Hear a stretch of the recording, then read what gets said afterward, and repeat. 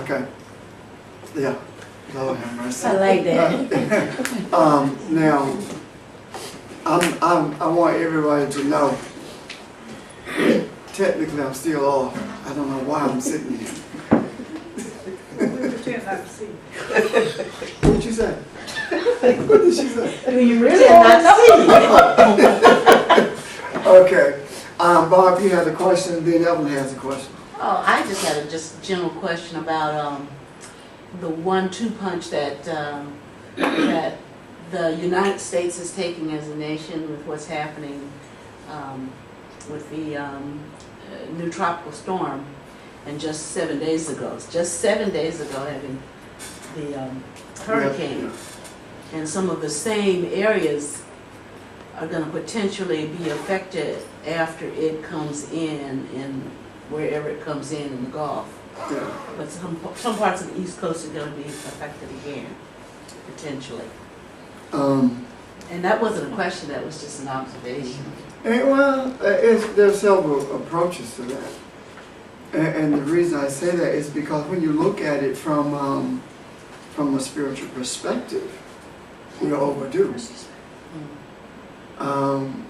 There has been calamity after calamity around the world as it relates to the weather, for years. And we have been escaping or dodging the bullet, so to speak. But it's time. The other part of it is political. It's political coupled with the spiritual. And the spiritual politics of it is this. You want to get rid of all of the agencies, the governmental agencies that are designed to help not only poor people, but people in times of hardship. So at the apex of the argument about getting rid of, say, FEMA or downgrading the ability to forecast weather, all of a sudden these weather events are taking place. So it's like these negative things are drawing. Yes. And I don't necessarily think nature is necessarily negative, it's just a force to be reckoned with. The negative attitudes are producing the trials. For example, when I was there in Philly last weekend, the battle with the storm took it like 4 to 4:30 in the morning. But it was successful in that it downgraded from a 3 to a 1 without going to a 2. So it almost like it came to an abrupt halt. The other thing is that one of the hardest hit states is a highly Republican state, New Jersey. And now Chris Christie got to make a decision. Is he going to go with Republicans and say get rid of FEMA and the other agencies, or is he going to stand shoulder to shoulder with Obama and say, yeah, bring that money on me? You see? So the spiritual politics of it are playing out as well, which lends itself to help us hopefully to better understand what we're talking about when we talk about the merging of lower self with higher self. Because the politics are representative of lower self and the spiritual aspects of it are higher self. So it's making you, it's sort of like the Elohim is saying in your face, now make a decision. Do you really believe this? If you really believe what you say you believe, stand up in the face of all of these adversities. Because when you really believe something, you're not concerned about what's going to happen to you. When you really believe something, you stand on it in spite of what takes place around you. So the reality of it is that right now, those people are being put in a position to make some hard decisions. The other thing is that the other aspect of it is that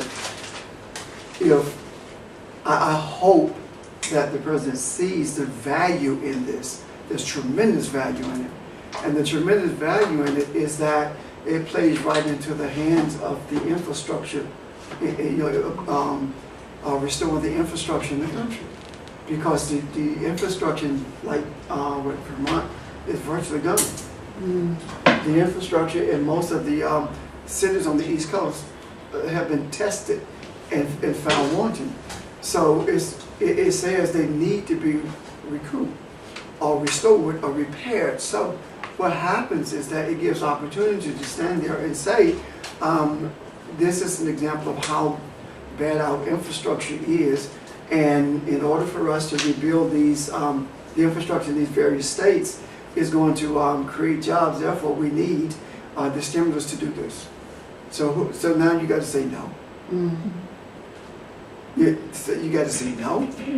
The other thing is that I do believe that the water that's coming in with the tropical storm is going to show the weaknesses there in New Orleans in terms of the infrastructure there to handle the water. So now you got an opportunity to enhance that infrastructure, because it has to be done in such a way that someone is held accountable, because the Army Corps of Engineers is not accountable to anyone. There is a law in the books that says that the Army Corps of Engineers cannot be sued or held accountable for any failures that come as a result of the work that they do. Most people don't know that. Sounds like the VA. So yeah, so they can't be sued. So what happens is they don't really care. So I guess the bottom line is that we can list any number of things that's coming out of all of this. The earthquake in Alaska, the wildfires, the drought in Texas, those kinds of things. We just see the consciousness of man becoming more and more reflective in the responses of what we call nature. Well, the other thing we've been talking about is the Shema. And for security purposes, this call has been terminated. Please contact your moderator and the verify the oneness time and date in the of us conference all. call. And it also looks like there are things that are contriving to try to drive us back together. Yeah. In spite of all of that, and we just keep walking, and we whether it's by party line or by race or by whatever, it's like we still are resisting that. I think when you say it seems like something about it seems like it's trying to bring us back together. I think one of the things we got to be accepting of is this, that Foundation? from the time of Columbus in 1492, races have never been galvanized. They've never come together since then. The division between races was instituted by Columbus, started with Columbus, and ever since then there has been a continued polarization. And what I think what's happening is not so much designed to bring us together in terms of economics, race, etc., but I think it's designed to make us more aware of who we are in terms of who we're created to be. What I mean by that is we are beginning to see a greater depth of darkness that's representative in us, and this darkness came into being ever since creation, when the divisions took place. It is reflective also in the cells constantly divide, so the constant divisions are there. When we were created in image and likeness, that means that we were reflective of the one who created us, but at the same time there are things in us that are dark, and it's something that I recognize as divine darkness.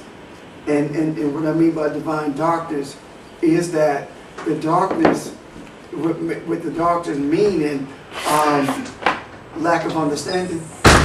So this darkness is something that needs to be illuminated or brought to a place of understanding by us. So when we begin to understand who we are beyond the humanness of us, that is when we begin to see the unicity or the oneness that exists between the Elohim and the Yahweh, the higher self And that will not take place until we recognize the continuum between the lower consciousness and the higher consciousness. And the other observation I have is that not only is it taking place in the macro, but the micro in me. And I mean, we all have the things that we are dealing with now.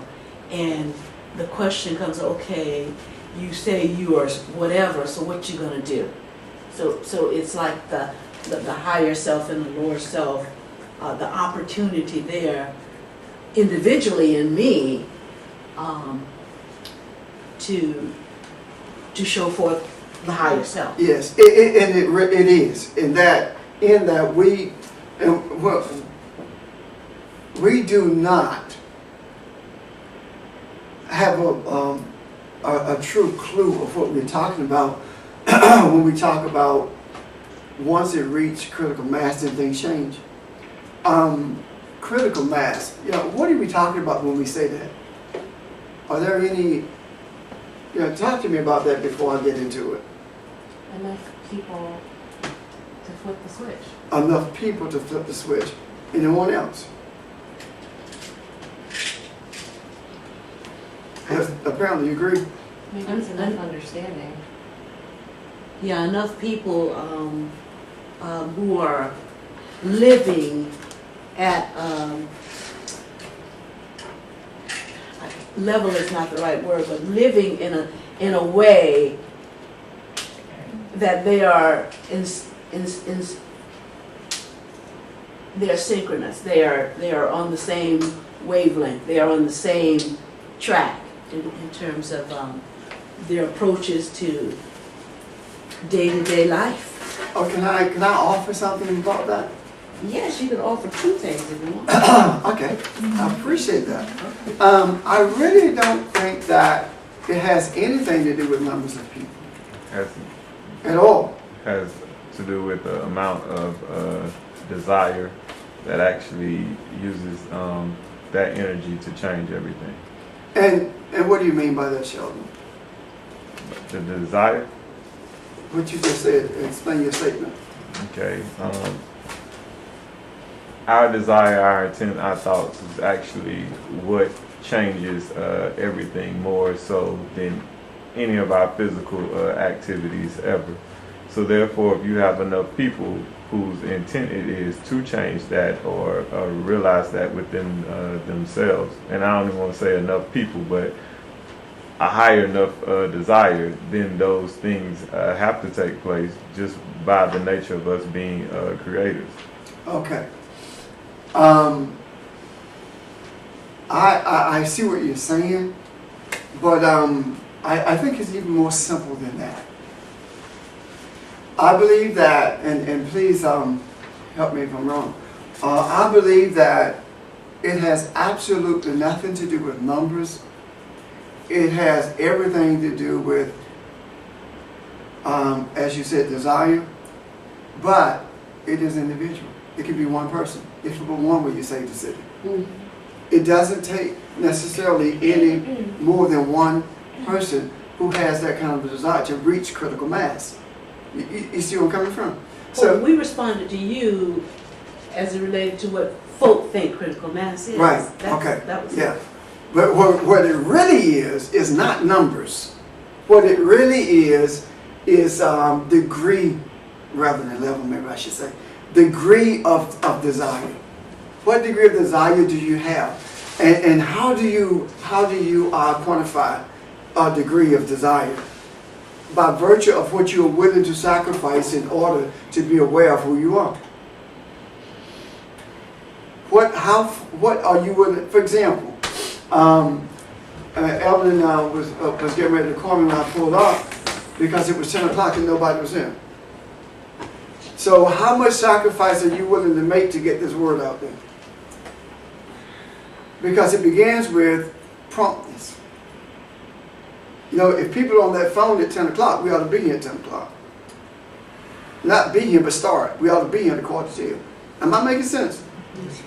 So it's the things that we fail, that we don't think are that important, that begins the sacrifice of desire. the sacrifice for desire rather.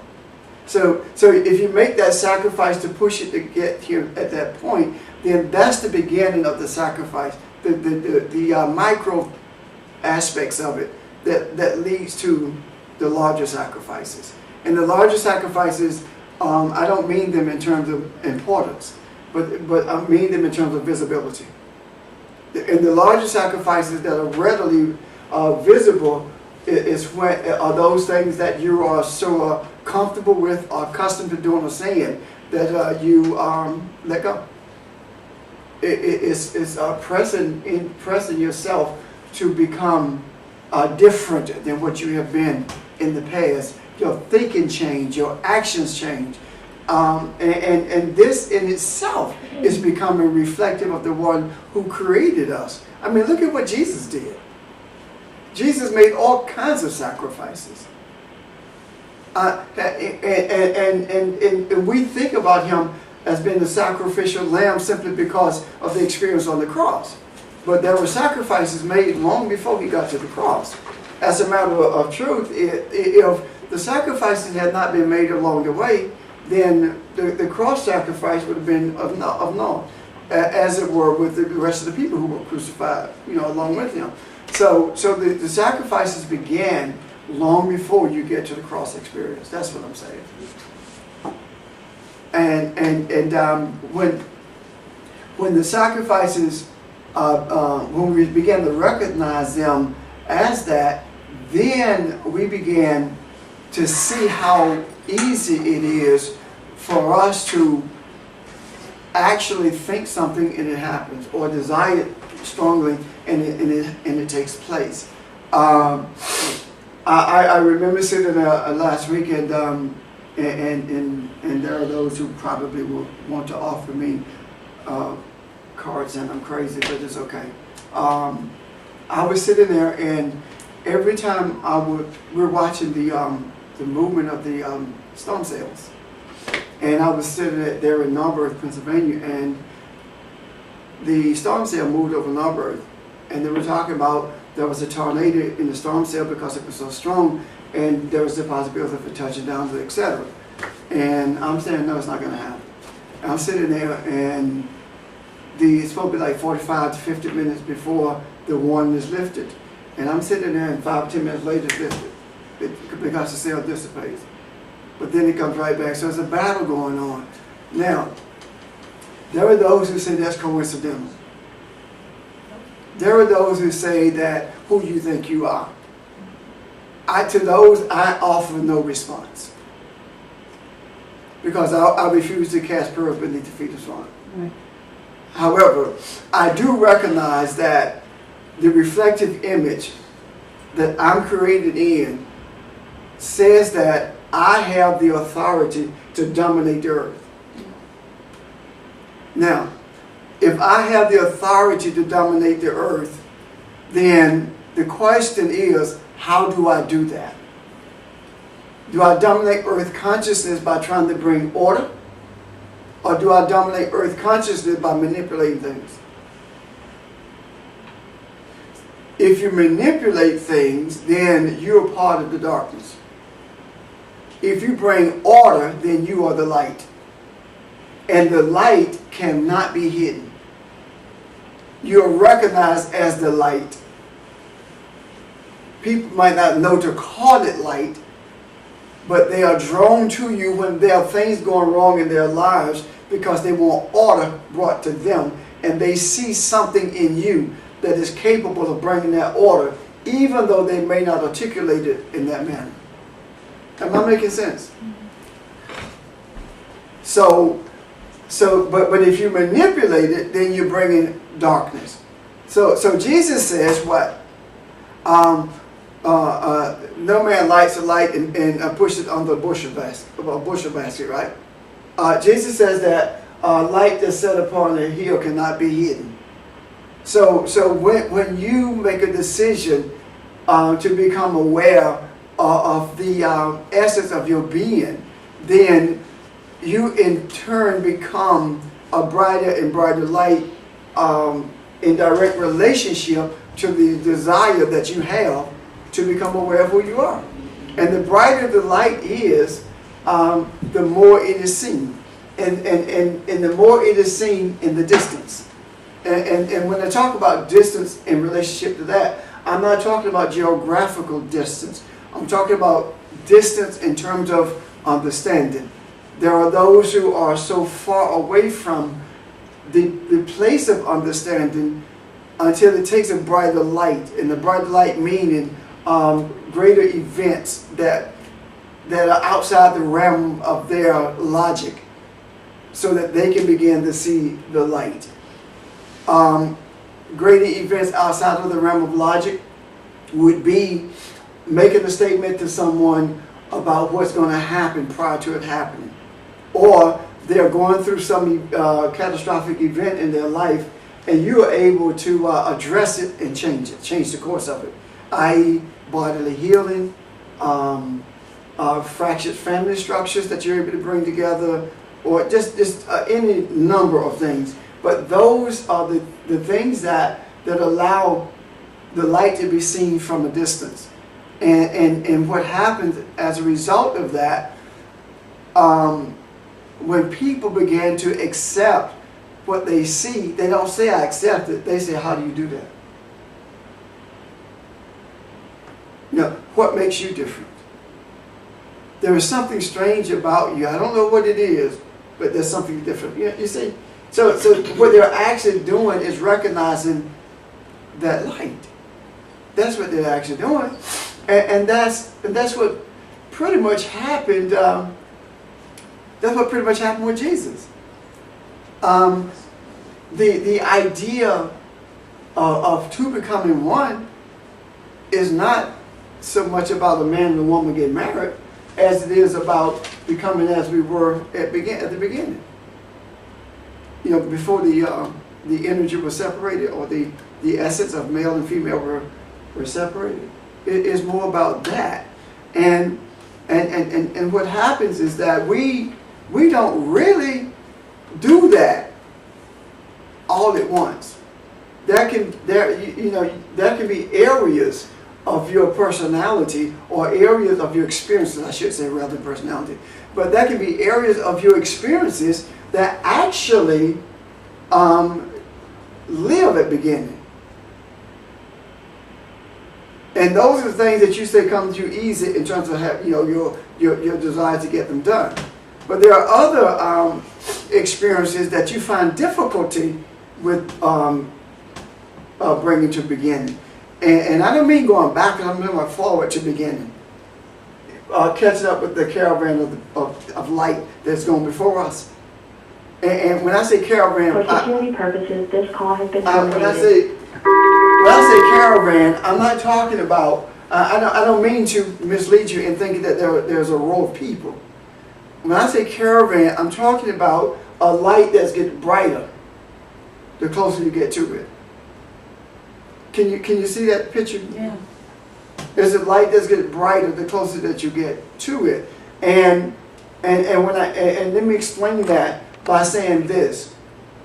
The light that's getting brighter as you get closer to it, let's say you see the light that Jesus is. Then you see the light that those who were before him is. You see? So the more you get to get to Jacob, you get to Isaac, you get to Abraham, you get to Adam, the brighter the light becomes. That's what I'm talking about. So the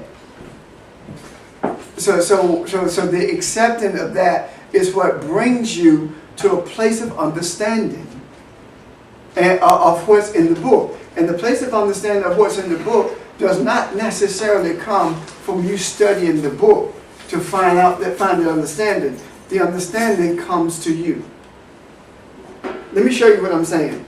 I was speaking with one of my brothers last week, and we were talking about when Moses was at the burning bush, and the I Am spoke to him, the I Am that I Am, and one of the things that I saw, the understanding that came to me, as many times as I have read that or had it or heard it articulated, I never saw it this way.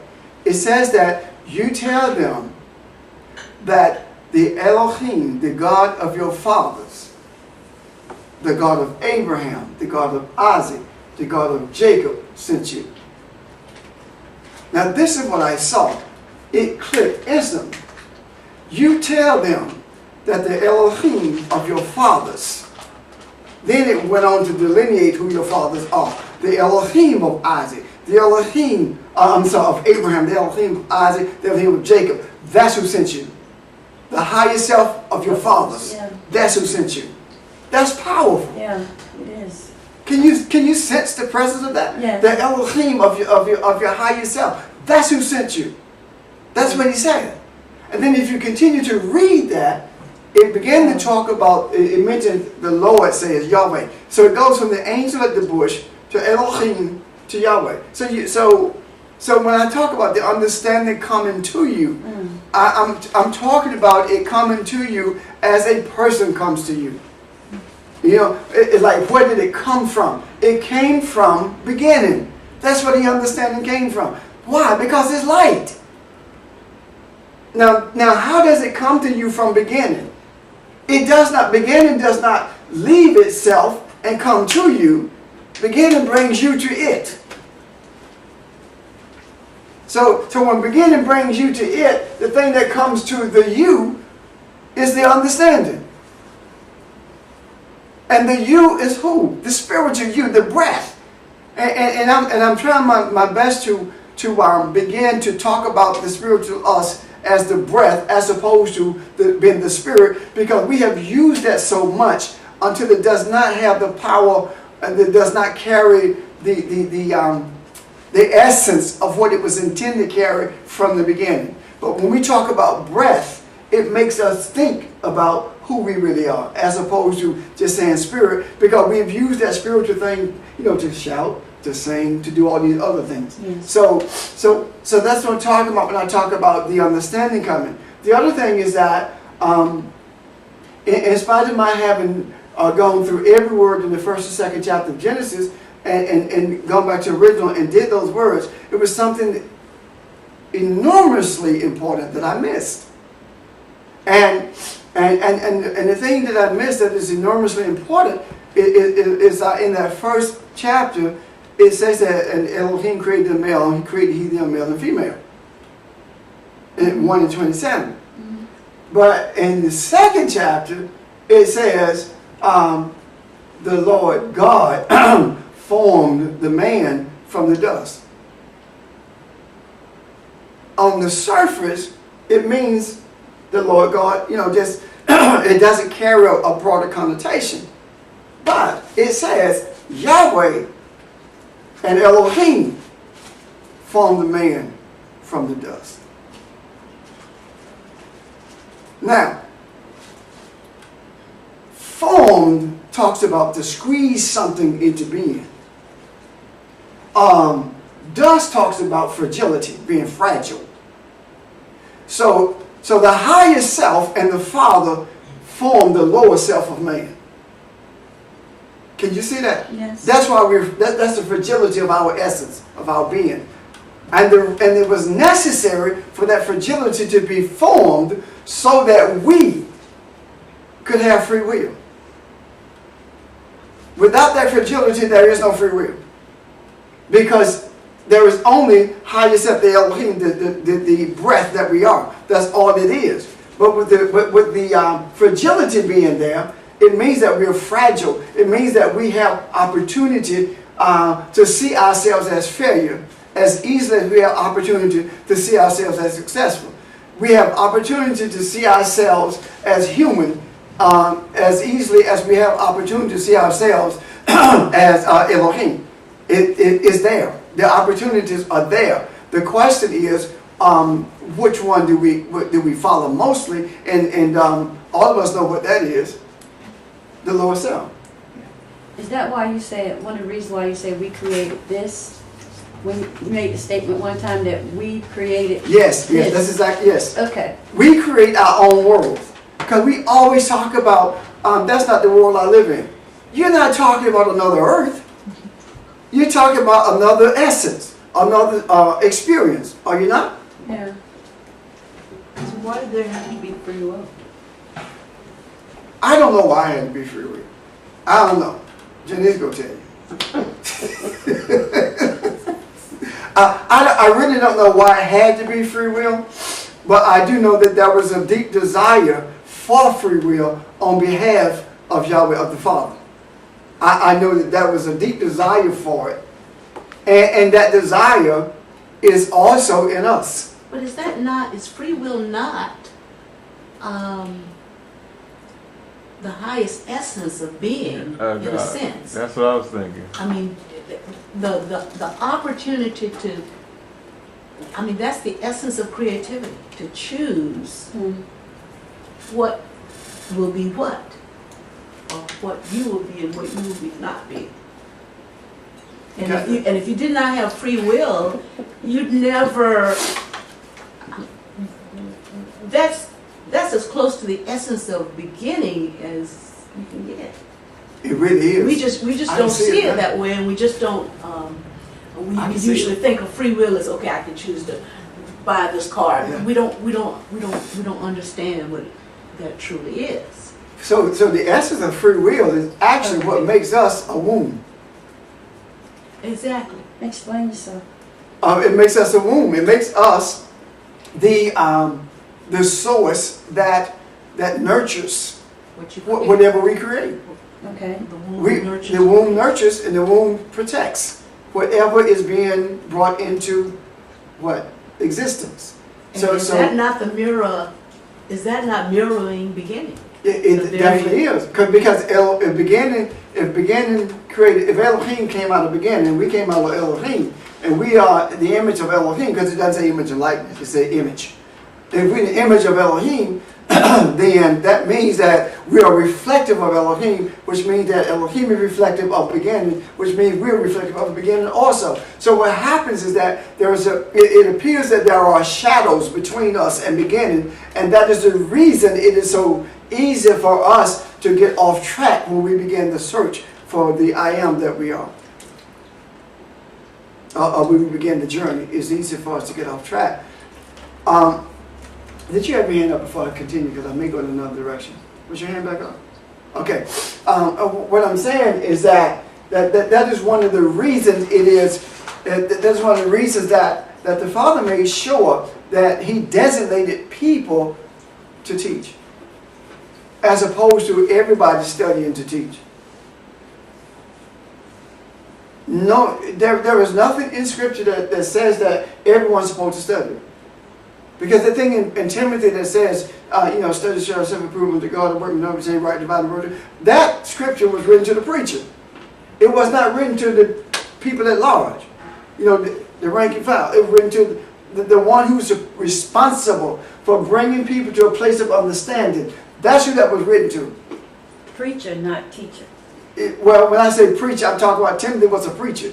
All proclamations are supposed to be proclamations of understanding, which means it's teaching. Okay. See, preacher is not a person.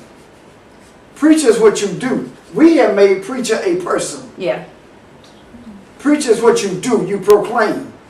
And the proclamations that you make are supposed to be proclamations that bring clarity to the essence of your being.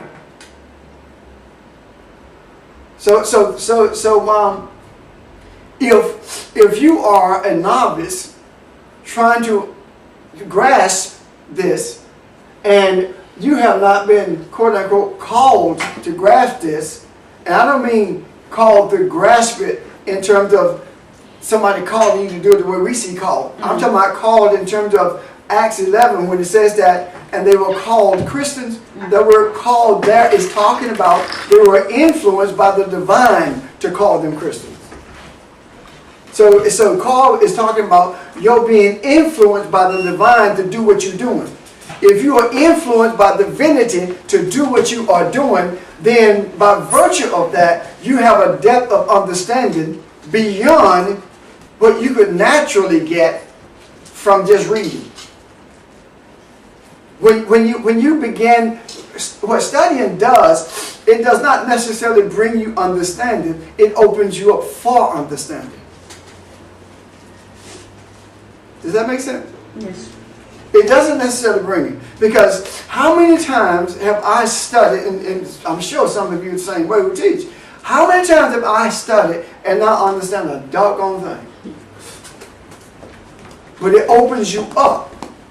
Because when I read the scripture in question concerning the 2nd chapter of Genesis, I saw nothing. I saw something was there, but the understanding of it I didn't see, I should say. I didn't see the understanding of it. Guess when I saw the understanding of it? Just now. When I was talking about it. And I was so excited about seeing it, I ran downstairs, I said to George, look at this, look at this, look at this. And he's like, oh, okay. And I was going through the Hebrew saying, this is what that Hebrew word is saying. And look at the Hebrew and see when you look at down here, that's a different word. He said, oh, okay. But I just now began to, the wisdom of it was present. And understanding is articulated wisdom. Okay. You see, I had the wisdom of it, but I could not articulate it so it could become understanding. And my having the wisdom of it does you absolutely no good without being able to articulate it to understand it. So now you can you can draw from that same fountain by simply desiring it, because now you have some sense of understanding of what is being said. Okay? Any questions about that?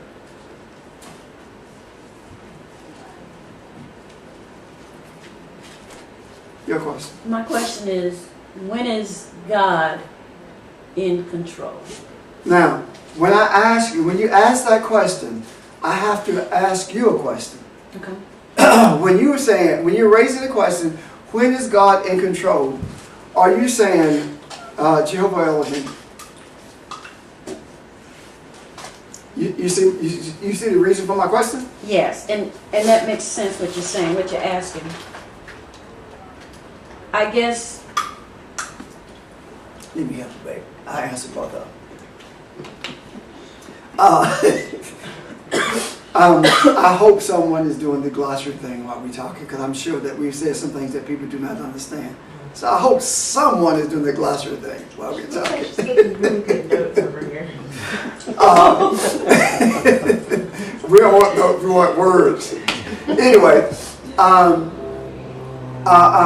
when you raise the question, when is God ever in charge, or if He's ever in charge, Jehovah's always in charge.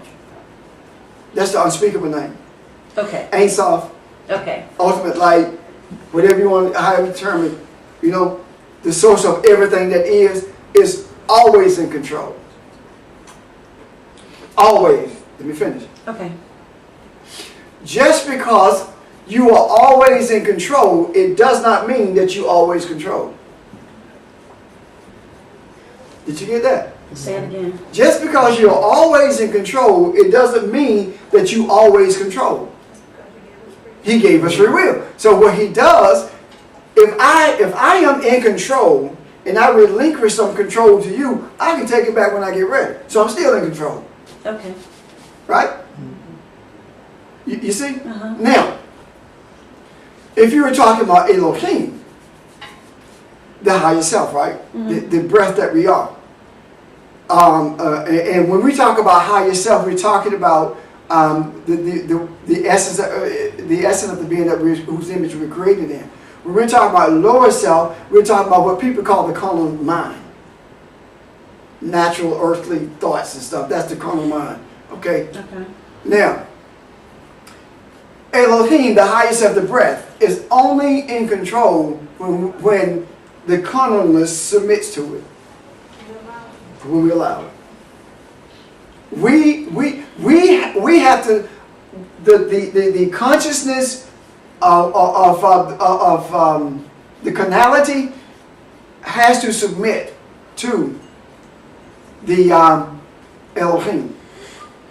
In other words, it is up to us to bring our thoughts under the submission of Christ, of Messiah, of anointing, of the power of the anointing, of the power that Elohim is. It is up to us to allow that. The us is the mind that we are. Okay. Our thoughts must be subjected to that. The reason why I asked that question is because I remember Jesus said, "It is finished." And you hear of all the things that are taking place in the earth, in this earth consciousness. And that's why I asked, when is, and I didn't know what name to use. Right, When is it when is it in control? right. And see, listen to what Jesus says. He says, Father, I commend my spirit to you. Right? But prior to that, what does he say?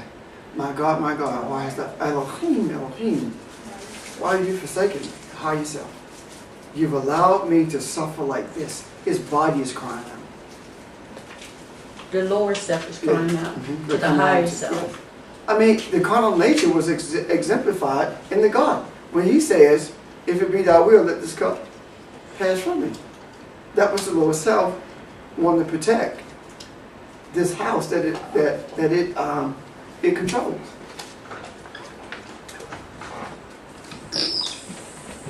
Questions? What? I was gonna make a statement, you helped me. I had a conversation with a guy the other day that said that he had been in the Vietnam War. And I don't know how long he's been out of the military, but he said that he served for 32 years and he's 61 years old. But he said he can't get it out of his mind that he killed people that had done nothing to him. And yet, and this is what he wrote up in my face, I talk to Reverend Goodwin every day. I said, well, you're talking to the wrong person. But anyway, you know, you clarified it that when you talk about how our lower self, and this is what I told him, I said, you were in a war. I said, so God, when you ask God to forgive you, he forgives you in your heart, but he's not going to take the thought from your mind. You have to do that. So I'm wondering if I was right. I don't know, but I told him, I said, you called the wrong room. You need to call me every day. He came to you. No, he just happened to be in a place where You are never right. No, seriously,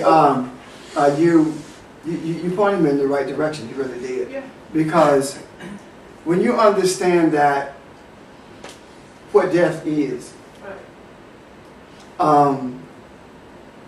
in a time of war, it's a whole different animal when you were taking a life, as opposed to murdering someone.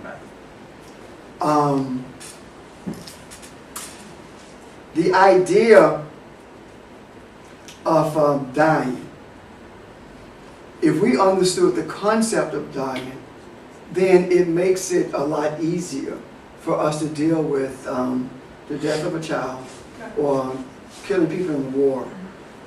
Because he said killing people who had not done anything to him. So would he have felt more comfortable if he had killed people who had done something to him? You see, when in both cases, it's the same thing. Now, having said that, this idea of death, if we don't have the concept of death, we never get back to the place of beginning. Because the concept of death is a desire to relinquish everything that you believe, feel, or experience for the sole purpose of experiencing the light of beginning. Which means relinquishing this body too. Right. Talk to me about that. it was all I could do. Relinquishing the body. What are we talking about?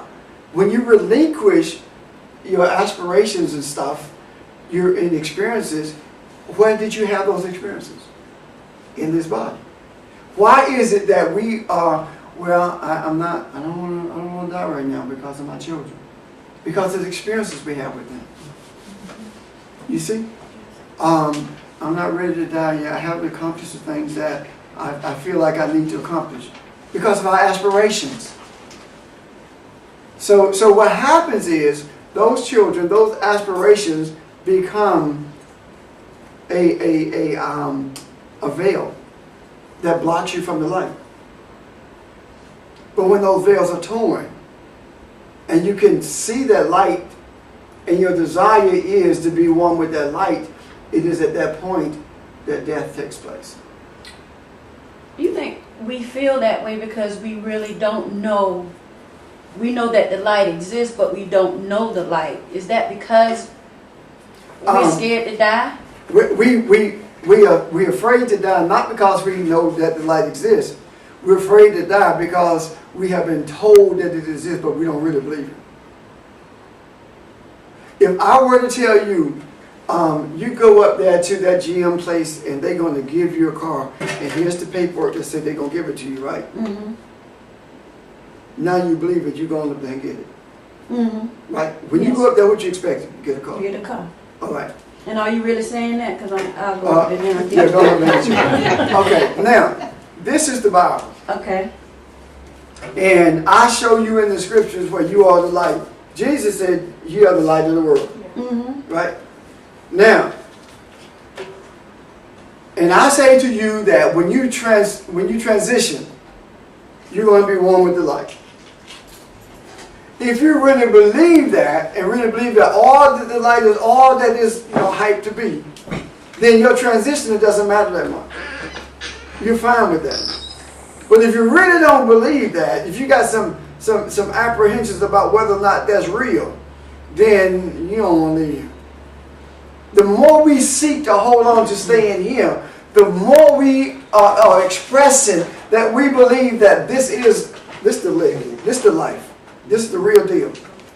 And when this is over with, ain't that our expressions, our actions is what tells us that.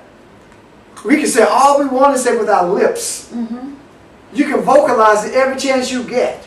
But until you start living like that, it is then that when you begin to live like that, it is then that you begin to live. Okay. When you get to the place where death is not a frightening experience, then you begin to understand that a child dies not in terms of finality, but the reason we feel so much when they die is to remind us that transition is going to take place with us. And the pain of it all has a lot to do with our desire to hold on to these natural bodies. And as it is with the guy in war. Desire to hold on to the natural bodies. I was wondering about killing me, so I killed them. You see? Yeah. Jesus, you could call legions of angels and stop this. Yeah, but that's okay. I choose not to because my time has come. At some point, we have to get to the place where life becomes what life is as opposed to what we think it is. We think that life is breathing and going to work and interacting with family and friends. We think that that's life. We think living is when we are able to travel to any point that we choose to and stay where we want to stay and do the things that we desire to do. Boy, you really living the life. Is that not what we say? Yes. But when we begin to understand that those things are not indicative of what living life is, then the question becomes, how do we find out what living life is? We have to look to someone who lived it. And when we begin to look to someone who lived it, we can look at Abraham, we can look at Jesus. We can look at Isaac, we can look at Adam. We can look at those entities, and I refrain from saying people, those entities, because they were in a position to hold on to worldly wealth, but chose not. When Abraham was offered, what did the king do? Did offer him, huh? Abimelech? Yeah, Abimelech offered him this. He said, I will not take even a shoelace from you, lest you say you make me rich. Was it Abimelech? You're one of them. One of those kings. Yeah. Now, that's okay. You know, now, but he chose not to acquiesce to earth consciousness, lower self, or what living life as we, as we see it in earth. He chose to live above that. Be in this world, but not of this world. Mm-hmm. Why did he do that? Because his desire was to experience what Adam experienced. And in order for you to understand that, maybe I need to help you to see who Adam is. Okay. Not who he was. Who he is. Adam was not a physical entity. There is absolutely nothing in Scripture that alludes to that. He was not a physical entity. The word Adam is a contraction of two words. El and Dam. Aleph is God. Dam is juice or sap or essence that flows. So if you put those two together, then what you have is an entity that was created for the essence of Elohim to flow through him. Or through it. That's what it means. So when I talk about looking at Adam in terms of the life that he lived was a life where the essence of Elohim flowed through him. Freely. Unimpeded. Gina. Is this before the clothing and skin? Yes, ma'am. Okay. This is before the 3rd chapter. Okay. Yes. So the essence freely flowed through him. And the essence always flows freely until there is something that impedes it. And the something that impedes it is our thoughts about, oh my God, why me? This can't be happening to me. It's always somebody else, but when it happens to someone else, we say, why not me? So those are the things that impedes it. The other thing is that it flowed freely until the separation took place. Until a division took place. It is like, if you can see it in this manner, it is like friends who are into each other, they love each other, they flow. Then somebody comes into the picture to separate that. Somebody impedes the flow of love and trust between the two. Are you with me? Mm-hmm. So the thing that happened between the essence of feminism and the essence of masculinity is that separation took place. And that space created by that separation was a space of uncertainty and distrust. That's where it was developed. And that's where it's developed now. That space between the two. If there is no space between the two, then you can't bring that division. Am I making sense? Mm-hmm. You are. So if you create, if there is, and let me deal with it from a marital standpoint in terms of physicality, because it may help us understand it better. If you're on the same page with someone, and someone comes in and says something negative to you about that person, and you say, no, that's not true, I'm not accepting it.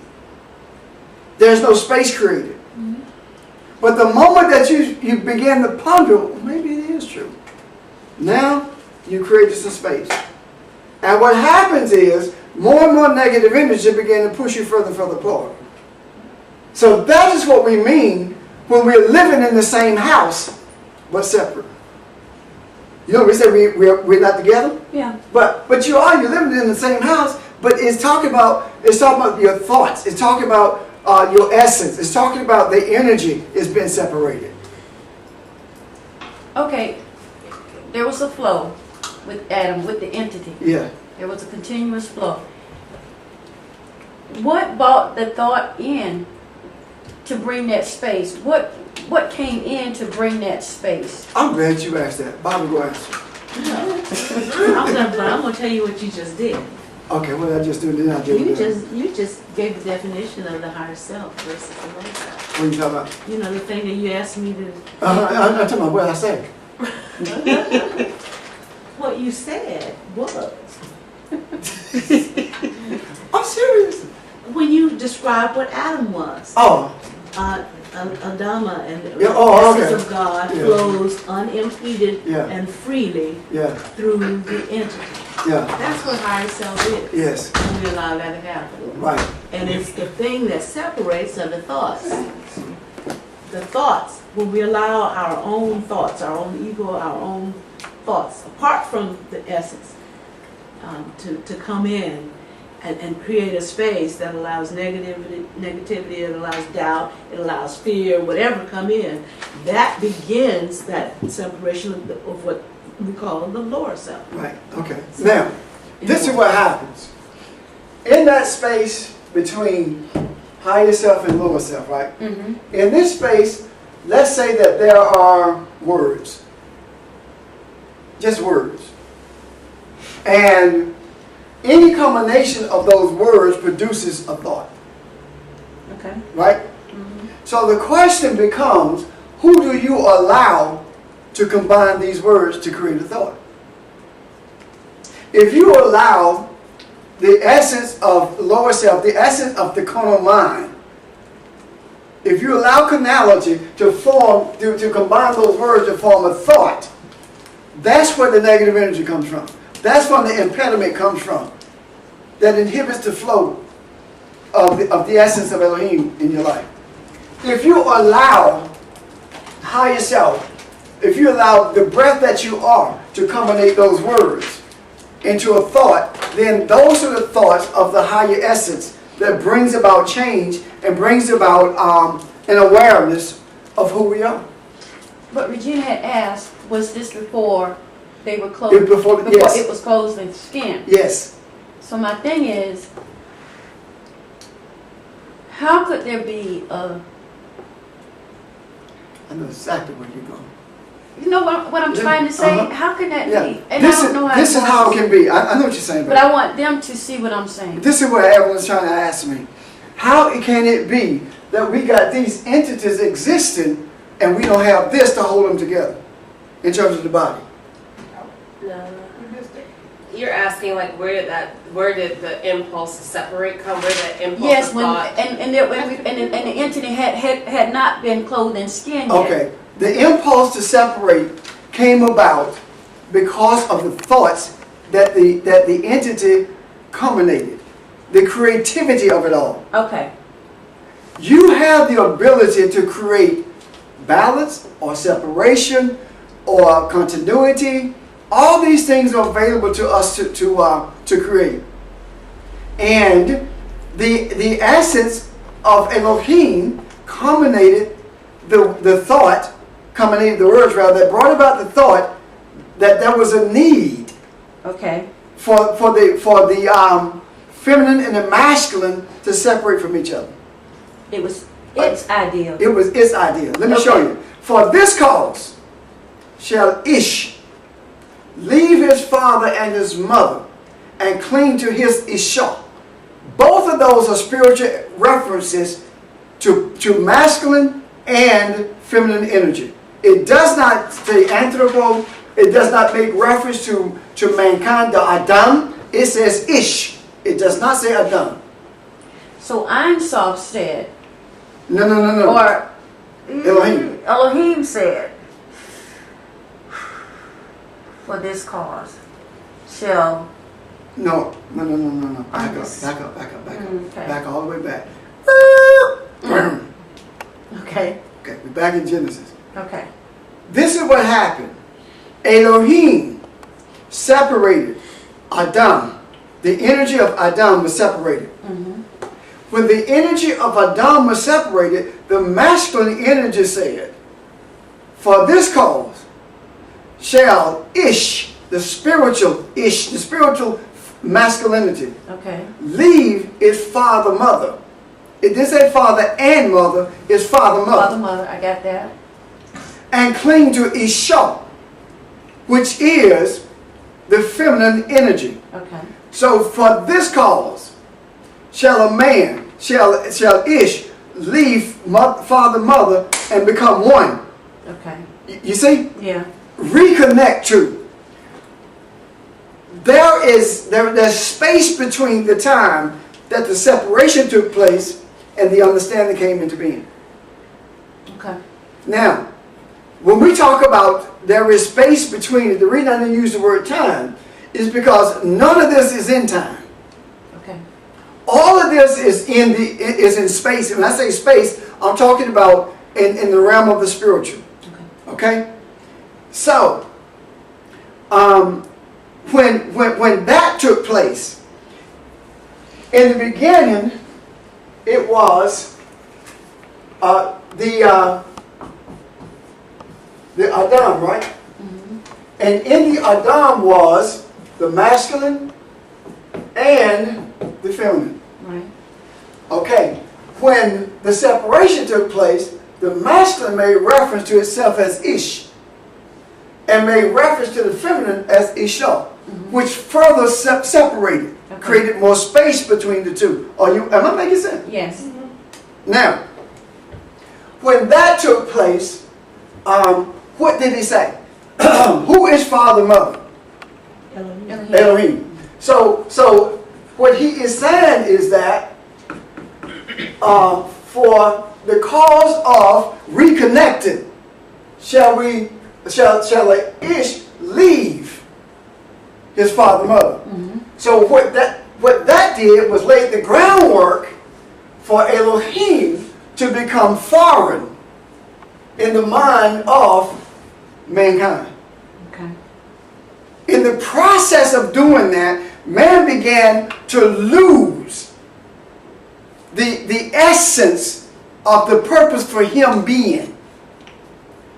And the more he lost that, the more there was a necessity to bring people into the earth in search of that. Abraham, Isaac, Jacob, Samuel. You see? In search of that. Shem. In search of that. The more it became necessary to bring in search of that. Why? Because when they came in search of that they were searching for was not the God that was in a distance. That they were searching for is the that they are. Okay. The answer is inside all of the time. 1 second. 82nd Psalm says, I say that you are Elohim. Right. Then he goes on to say, but you will die as men. So what is he saying? You're going to die as humans. And this is paramount throughout the New Testament as well. When it says that Jesus, the Son of Man, if you do it from the Aramaic, it says that human being. Everywhere you got Son of Man, it should be human being. Okay. And that changes the understanding of it and bring a greater depth of understanding to what he's actually making reference to. I need to back up a little bit. You said all this is taking place in the spiritual realm. Yes. So why would Ish and Isha be separated in the spiritual realm? And then for this cause, shall they leave Elohim to reconnect? Because he wanted to reconnect on his own terms. He wanted to What is become the one. cause? I don't know what the cause That's is my yet. question too. I don't know what the cause. I don't know what the cause is yet. But did not something happen before then? We'll figure it out when I read it again. Okay. Yeah. Because something had to happen I agree. previously. Something happened to break the collar back. Part I of think it- what happened is that. Go ahead. Part of it dealt with, related to the whole issue of free will. Okay. I mean, I think what happened, you know, where he had all these thoughts. We call them animals. Okay. All these animals represent thoughts. yeah. And he determined what each thought represented, the energy of each thought. He determined that. And he saw that there were higher thoughts and there were lower thoughts. Mhm.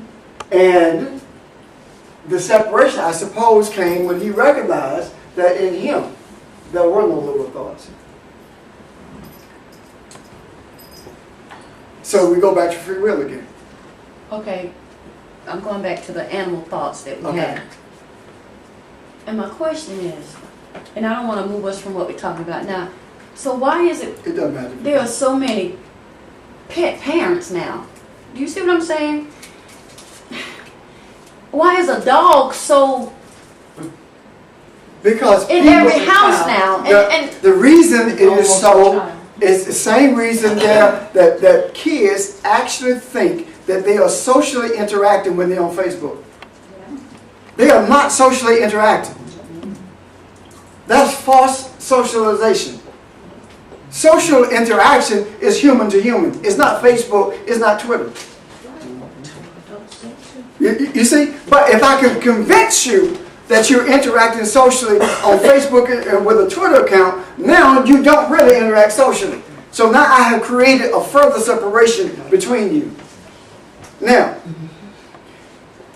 people find it easier to adopt a dog as a child than it is to a real child. You can leave the dog at home and go to work, but you can't leave the baby at home and go to work. You can. What we used to do with free. You can board the dog when you go out of town, but you can't board the child. You see? So it is, we are looking for the easy way out. And we are convinced that it's okay. Because right now, think about it this way. Think about it this way.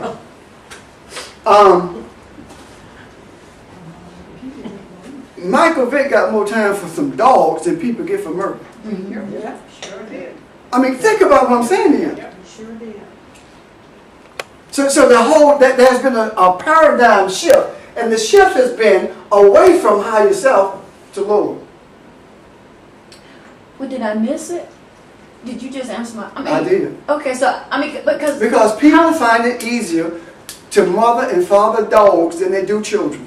But my question was, what did that have to do with the spiritual? Because I think about. Okay, that's your second question. Because your first okay. question was why they do it. Okay, well, okay, but that's my really okay. I guess that question led to Okay. the one I just asked. The greater disconnect is from the spiritual, or the greater disconnect that is assumed there is from the spiritual, the more connected we become to the lower, to the natural. It is just that simple. The more the greater distance it is from that which is spiritual in our minds, the more connected we are to that which is physical. It is just that simple. I got you, baby. Why is the dog at the beast at? I'm thinking about all the animals. Why is it that the dogs? What and? It's not just dogs. It's cats. It's snakes. But the dog is primary. Why is the dog primary? Because the dog is easy to take care of. You can't get a cow in your house. I mean, and I'm not trying to be funny. Okay. Well, You know. I'm not gonna talk back either. Right. Yeah, and dogs are they're easier to get. You know. Some are easily domesticated. Yeah, Okay. there's a lot of reasons that. Plus, the dog has been close to man in that he herds sheep. You know, he sounds the alarm when danger's near. So those are the things. The connection between the dog and the man goes back a long ways. So the proximity of the relationship is the thing I believe that determine which animal it would be. Because if it had been a snake, you'd been saying, why would you snakes? I got her, then Regina, then you, Regina. Question about the thought and the separation. That negative thought that separated them, is that necessarily a bad thing? I'm trying to explain like this. Like, for say, you were to hear something about somebody and come to find out that person is not who they say they are.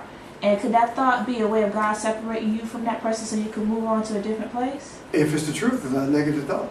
Oh, okay. It's the truth. Going back to Evelyn's questions with the animals, I think like it's also reflective of a growth from things too.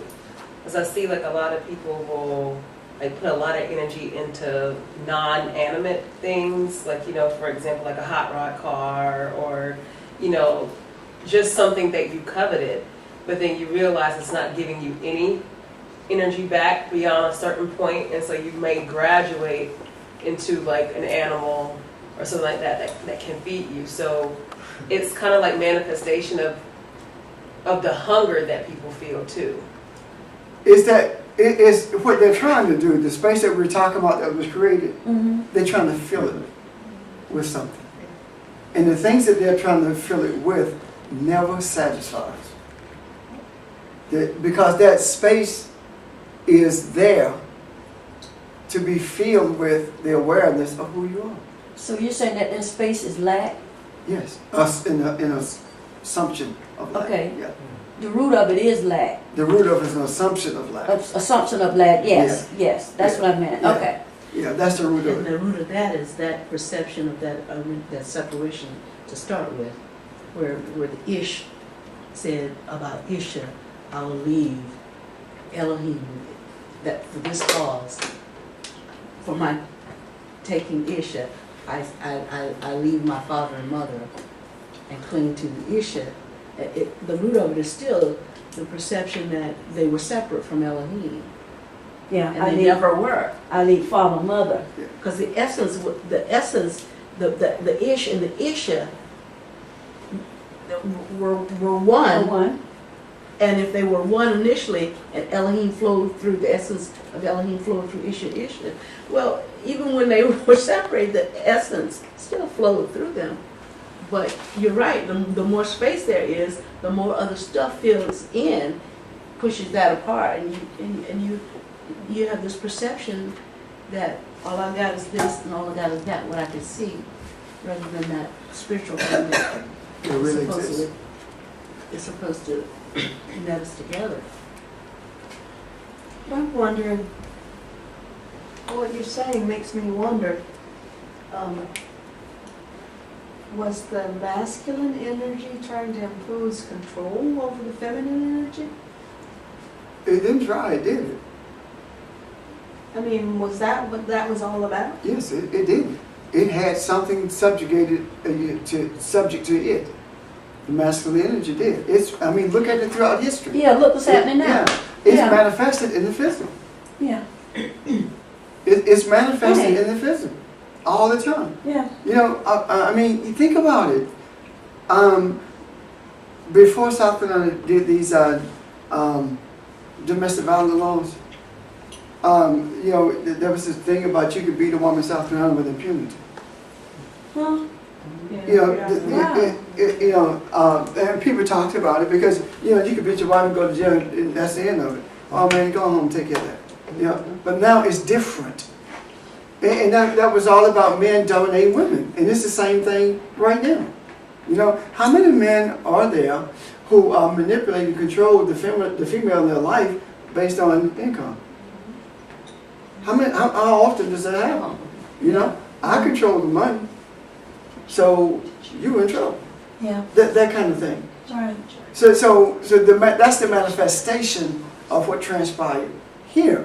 Now, the moment that we began to treat each other with the dignity and respect that is required by the one who created us, then we began to change those things. And you begin to close and narrow that That gap. that space. Yeah.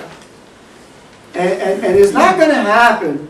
It's not going to happen based upon one person saying it's going to happen. You have to live it. You have to manifest it. It has to be expressed.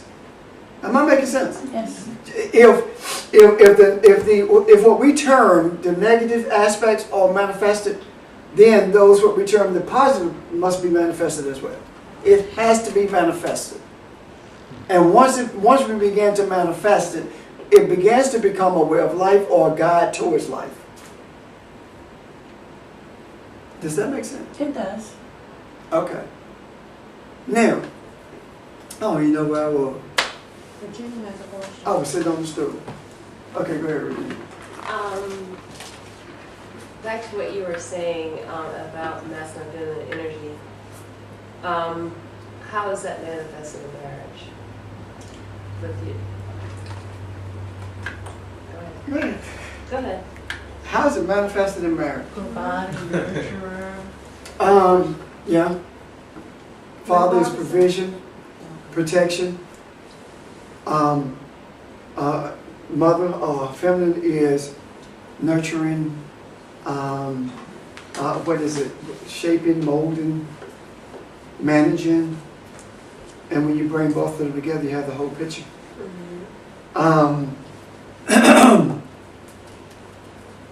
When one of the things that increased the gap